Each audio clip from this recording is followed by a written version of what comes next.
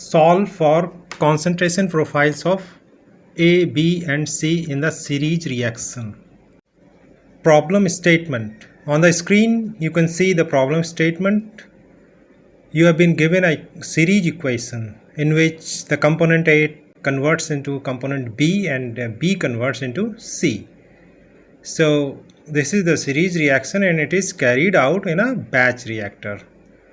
The differential equation for component A is, as you can see, the equation number 1, and the component B you can see it as equation number 2, and for component C it is given as equation number 3. The initial conditions are also given at time 0, the concentration of A and concentration of B, concentration of C, all are given. The rate constants K1 and K2 are given.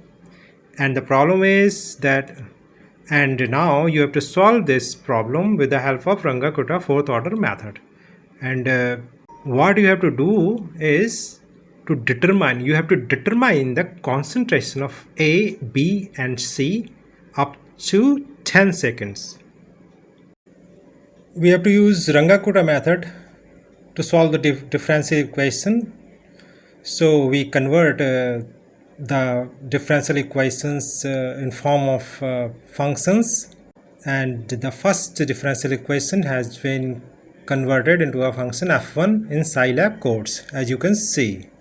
The same way equation 2 has been converted to its Scilab code, and you can see it is in the form of function 2, f2 you can see.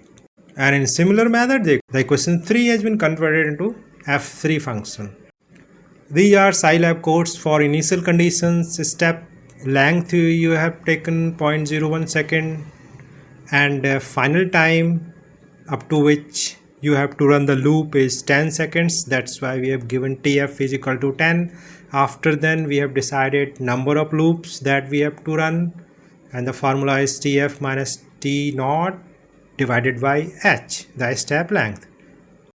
This is the form of the loop that we have to run, and it is a for loop, and it will run from I is equal to 1 to n. N is the number that we have calculated in the previous section you saw, and all the parameters you can see.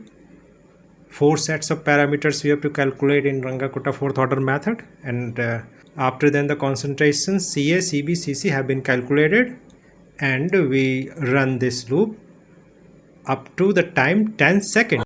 This is the data generated, you can see, from time 0 to 10 seconds, and this is the graph that is plotted with the help of that data which you just saw. The red curve is for concentration of the component A, green curve is for the component B, and the blue curve is for the component C.